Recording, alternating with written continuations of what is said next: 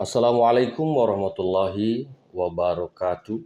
Selamat berjumpa kembali bersama saya, Syamsul Umar, praktisi pertanian di channel Maraja Organik.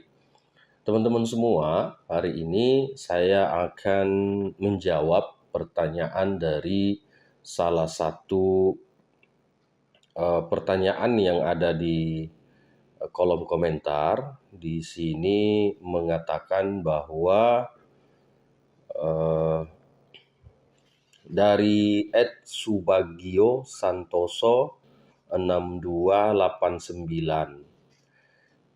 Teman-teman, waktu kita membahas kontennya itu pertanian organik, ini ada di kolom komentarnya ditanyakan satu pertanyaan, dua apa tiga gitu. Satu, Profesor teman Anda dan Anda rasanya kurang ngopi. Sri Lanka itu pasti hancur karena pakai organik 100%. Simpel aja kok, gimana bisa ngendaliin hama secara organik. Bayangin hama yang dulu dibasmi dengan kimia. Sekarang tidak ada yang membasmi, hasil hanya diusir saja. Ya hancurlah pertanian. Akademisi kalau dilibatkan bisa apa? Nah, teman-teman, ini adalah satu komentar yang menurut saya tidak ada dasarnya. Kita bedah ya bersama-sama.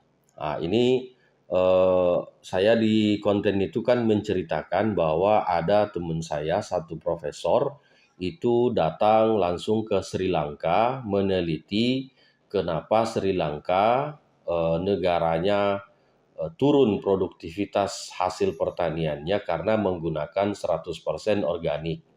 Nah, di konten itu teman saya ini menjelaskan tiga penyebabnya. Yang pertama karena pemakaian organik itu dipaksakan. Yang kedua itu karena yang mengelola pertanian organik itu eh, pengusaha. Jadi akademisi dengan praktisi itu tidak dilibatkan. Nah, terus yang ketiga karena gejolak politik di Sri Lanka sehingga menyebabkan adanya semacam pergerakan-pergerakan yang melawan pemerintahan. Nah, itu yang saya jelaskan di konten sebelumnya. Nah, menurut Subagio Santoso ini mengatakan bahwa eh, kalau misalnya dengan pertanian organik ini yang digunakan, nanti hama-hama yang ada di tanaman petani itu akan jadi apa atau akan seperti apa nasibnya. Saya mau jawab begini, kalau seandainya saya tidak bisa membuat satu pestisida nabati yang sifatnya di situ bisa menggantikan pestisida kimia, pasti saya tidak akan berkomentar banyak. Karena apa? Karena semua yang kita sampaikan itu harus kita pertanggungjawabkan. Jadi kalau misalnya ditanyakan ke saya apakah hama itu bisa terkendali dengan menggunakan pestisida nabati yang saya buat, saya jawab 1000% bisa. Yang penting tepat cara, tepat dosis, tepat waktu. Ini penting karena sehebat apapun pestisida itu, kalau tidak tepat dosisnya, tepat waktunya, tepat cara penyemprotannya, itu juga tidak akan maksimal. Nah, olehnya kami itu selalu punya pendamping di lapangan. Kami tidak menjual bebas, kami tidak jual secara online kalau tidak didampingi oleh teman-teman di lapangan seperti itu. Jadi, saya garis bawahi bahwa pestisida yang kami buat itu bisa mengendalikan hama dan penyakit. Bahkan saya mau disandingkan atau ditandingkan dengan pestisida-pestisida kimia yang dibuat oleh produsen-produsen dari Jerman, dari Amerika, atau dari Australia. Kenapa? Karena ini sudah terbukti di lapangan, di Indramayu itu, di Indramayu, di Subang, di Cirebon, di Jember dan lain-lain, itu sudah kita aplikasikan dan alhamdulillah hasil panen yang kami dampingi itu semua naik produksinya. Artinya apa? Serangan-serangan sundep, serangan wereng yang sekarang ini lagi mewabah itu bisa dikendalikan oleh pestisida nabati itu. Nah, bagaimana kabarnya dengan pestisida-pestisida kimia yang dibeli oleh teman-teman petani, harganya mahal, kadang-kadang cc-nya cuma 250 cc, tapi tidak berefek positif terhadap pengendalian hama dan penyakit. Itu artinya bahwa dengan menggunakan kimia pun itu tidak ada jaminan 100% bahwa hama itu atau penyakit itu akan terkendali dengan baik. Nah, itulah kenapa pestisida yang kami buat itu kami sampaikan di awal harus ada pendampingannya. Karena kalau tidak ada pendampingannya, bisa saja karena dosisnya kurang, atau karena dosisnya berlebihan, atau mungkin karena cara pengaplikasiannya tidak pas, atau waktu menyemprotnya tidak pas, akhirnya tidak efektif. Nah, oleh karenanya kami berikan pendampingan. Itu yang pertama. Terus yang kedua, eh, perannya akademisi, perannya praktisi ini sangat fundamental dalam bagaimana pertanian Indonesia ini ke depannya. Kenapa? Produk-produk kimia itu, produk NPK, ZA, KCL, pemikirnya itu semua akademisi dan praktisi. Jadi jangan pernah katakan bahwa akademisi praktisi bisa apa dengan pertanian. Lawang yang menciptakan pupuk-pupuk itu kan pemikiran dari para akademisi, para praktisi yang diseringkan ke pabrikasi dan dibuatlah produk. Tapi yang meneliti itu semuanya akademisi. Jadi jangan pernah katakan bahwa akademisi praktisi ini bisa apa. Yang saya mau tanya, kamu bisa apa dengan pertanian Indonesia ini? Kamu sudah berbuat apa dengan pertanian Indonesia ini? Nah, seperti itu. Jadi jangan pernah mengeluarkan statement yang sekiranya kamu tidak bisa pertanggungjawabkan. Teman-teman yang akademisi ini, dia sudah meluangkan waktunya, meluangkan tenaganya, meluangkan pemikirannya untuk bisa menciptakan produk, untuk bisa nanti digunakan oleh teman-teman petani, agar bisa membantu petani ini supaya bisa maksimal dalam pembudidaya dan hasil panennya. Nah, jadi jangan pernah keluarkan kata-kata bahwa itu akademisi itu bisa apa. Jangan. Karena yang Anda gunakan sehari-hari ini untuk di tanaman itu semua atas pemikiran dari para akademisi dan praktisi. Nanti diseringkan dengan pabrik, produsen. Nah, jadi kan ada namanya formulator. Formulator itu akademisi, dia praktisi. Nah, formulator itu yang meracik formulasi. Jadi mereka dari golongan akademisi dan praktisi. Nanti si owner-owner pabrikasi ini, produsen-produsen ini, itu menyiapkan alat, menyiapkan bahan baku. Nah itu, jadi ini pembelajaran untuk si Subagio Santoso 6289. Jadi jangan karena Anda melihat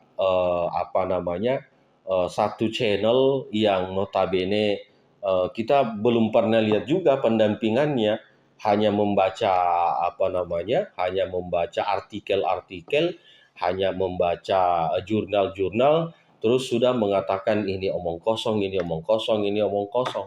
Padahal sebenarnya otaknya yang kosong. Kenapa? Karena penemuan-penemuan orang ini semua dikomentari tidak bagus. Jakaba ini tidak efektif, mikoriza ini merusak, ini apa ini, semuanya dikomentari. Padahal dia sendiri tidak punya penemuan. Dia sendiri belum pernah punya penemuan dan bahkan mempromosikan produk-produk kimia. Nah, ini yang saya bilang otaknya perlu dibenarin.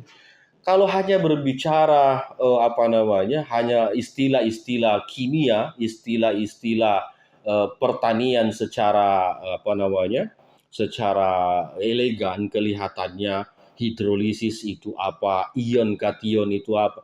Petani tidak butuh itu. Kalau kamu mengajar di kampus, kamu sebagai dosen, sebagai dosen di kampus, nah itu perlu kita ajarkan itu yang namanya hidrolisis apa, evaporator itu apa, evaporasi itu apa. Itu penting kita ajarkan sama anak-anak didik kita.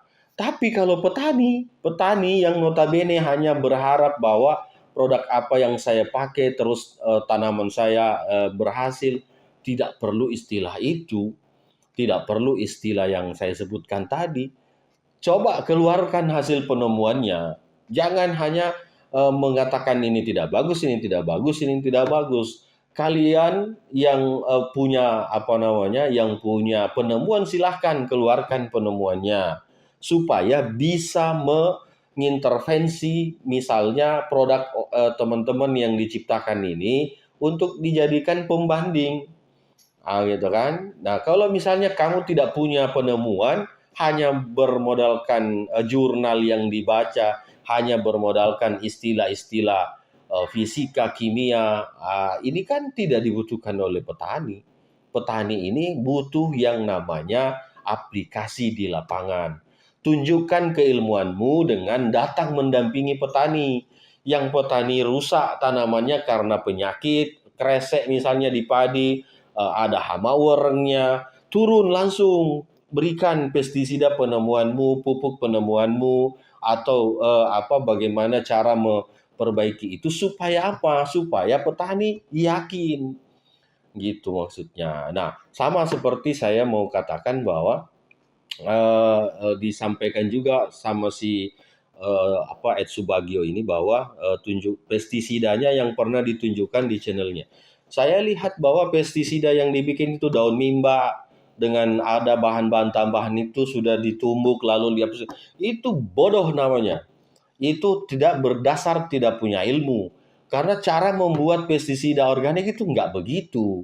Itu bahan-bahan itu kita haluskan, itu kita diamkan dulu.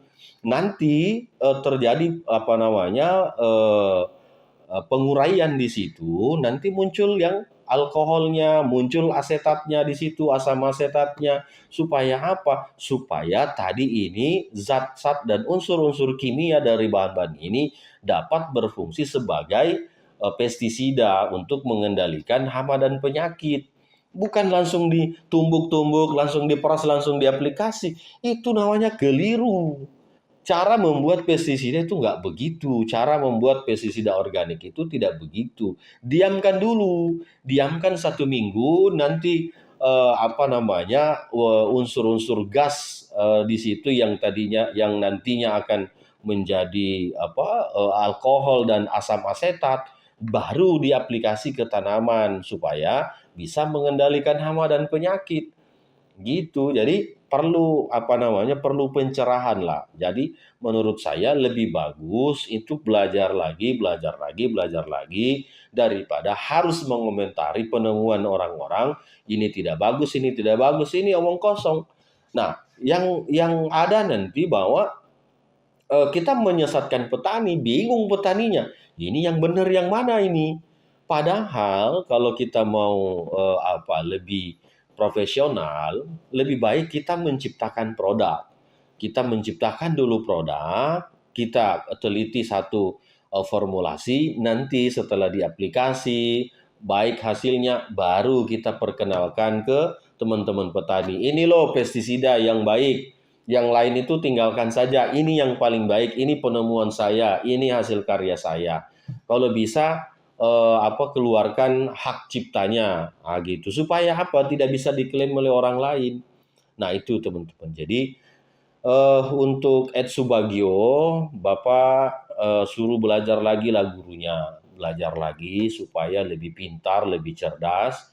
Cerdas dalam arti bisa membuat produk. Jangan hanya mengomentari penemuan-penemuan orang itu.